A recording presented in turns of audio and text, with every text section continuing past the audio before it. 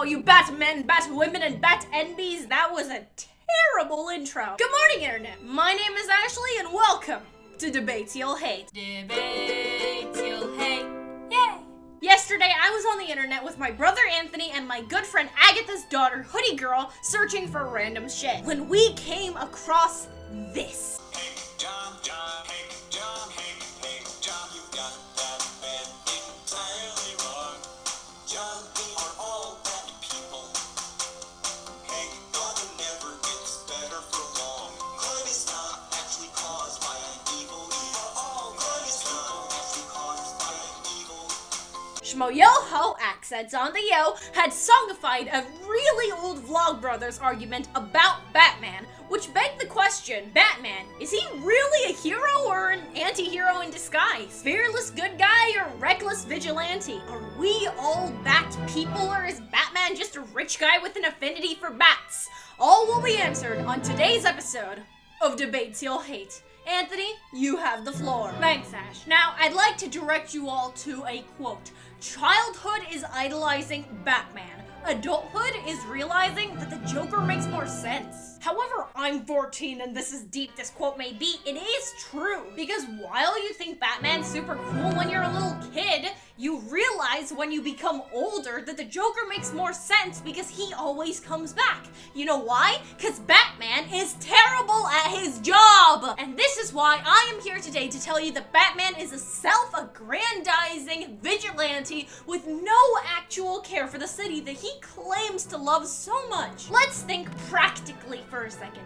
Batman fancies himself a hero, but let's look at the definition of that term. A hero is somebody who is morally superior and causes the most good in the story. Oh, he catches the bad guy, but he doesn't kill them because that would make him a villain. Right, doesn't kill the criminal but injures them halfway to death and probably debilitates them for the rest of their life. Real hero! And here's the real problem with Batman. Not giving the needy any hope. You see, Alfred may tell you that some men just want to watch the world burn, but in the real world, that's just not the case. Crime is caused by issues like unemployment, poverty, no treatment for mental illnesses. And saying that crime just comes from evil people sets a terrible precedent. Think about it. The people that seem the most aggressive about things are oftentimes just the most stressed. People that just want help. And this is true whether you're getting no help for your mental conditions or your socioeconomic circumstances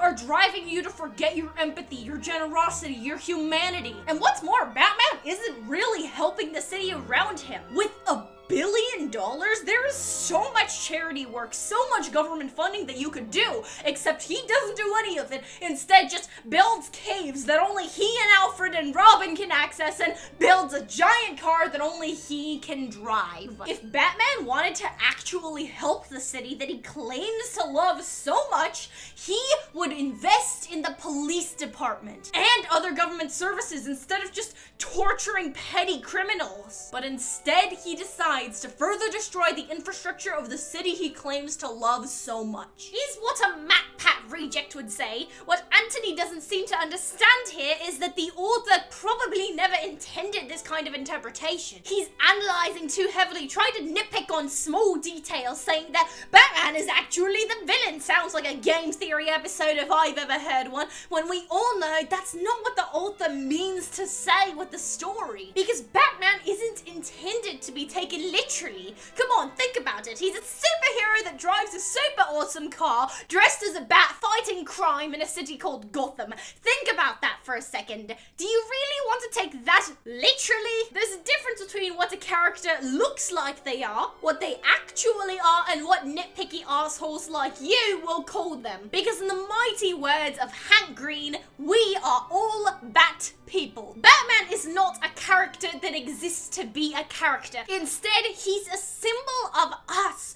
Oh, I get frustrated too. I get angry at things too, just like this hero does. does. I don't have any magical superpowers and neither does he. Maybe I am a hero. The story is saying that just like you experience the same things Batman does in his worst moments, you experience the same things Batman does in his best moments. This supposedly mythical godlike human being is a human being, and so are you. That's the whole point of Batman. He isn't some kind of space-themed alien from another planet. He's not a space Power Ranger with a ring that can create visualizations of energy in the air or whatever. He's not a chosen warrior from Themyscira. The details are secondary, because Batman, at its core, is a story about a boy who lost his parents and then eventually rose out of that grief and that harm being done to him into a hero. And if you really think about it from a symbolic standpoint,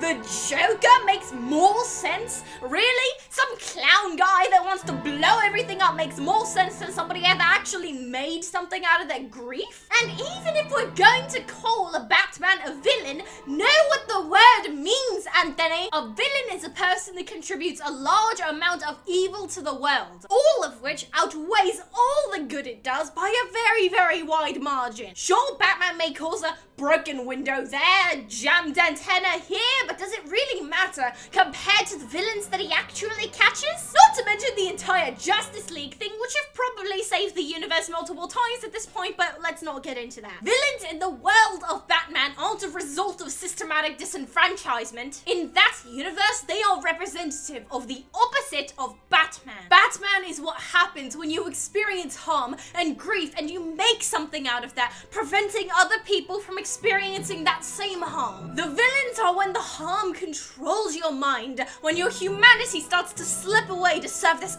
animalistic need. We can listen to your poetry recitation later, hoodie girl. For now, listen to yourself. Batman is a symbol. None of it's actually real. The details don't matter. Sounds like a cop-out to me. It's the equivalent of, oh, the whole story was just a dream anyway. And do you realize just how egotistical you sound? Yeah, Batman is a symbol of us, therefore he's a hero. Makes perfect sense. And the Joker quote, you do realize what a straw man fallacy is, right? I say the Joker makes more sense because he's become a criminal because of his socioeconomic circumstances, and he's always let go because Batman is not a hero. Someone like the Joker has to resort to crime. That's his life whether he likes it or not. But someone like Batman has a choice and he does it willingly. He has so much wealth, so much power, and he uses it in the most ineffective way possible. In the real world, men in capes don't solve our problems. The real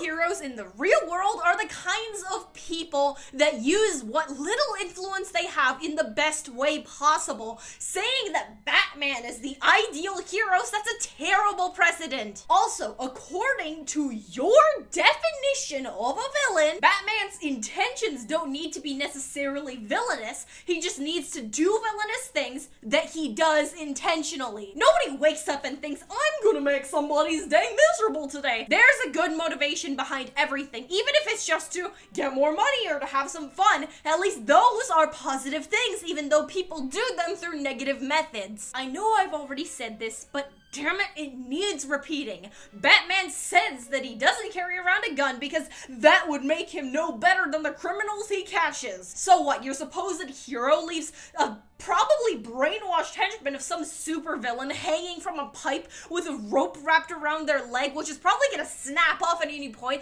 the pipe which may contain toxic material about to snap, and then with so many bloody injuries that you don't know whether they're going to recover or not. As he walks away, getting into his fight with Poison Ivy, as that one henchman in the back regrets all of his life decisions, reflects on the socioeconomic circumstances that led him there as he slowly chokes and bleeds to death. Do you call that a hero? If you genuinely think that Batman is for the sake of symbolism, I don't know what to tell you. The simple truth here. The simple truth? Oh, you want the simple truth? I'll give you the simple truth. I'll give you the simple truth so simple that your fucking monkey brain can still comprehend it. The truth is that Batman is a fucking superhero! You have to be able to separate meaning and aesthetic. The villains in Batman are symbolic symbolic of what happens when you let the harm control you, when you make the worst out of a bad situation. So logically, if your brain is large enough to comprehend this concept, Batman should be the opposite of the villains, aka a hero. Anthony, what you don't seem to understand is that this is a fucking superhero movie. This metaphor is being conveyed through an action film. Of course, buildings are gonna be crumbled down and cities are going to burn and giant superhuman Kryptonians are gonna beat the shit out of people. And those same people are gonna beat the fucking Kryptonians back for some reason, even though he's a fucking Kryptonian. Have an understanding of nuance, Anthony. We are in a YouTube video, so you expect us to have a sense of meta humor.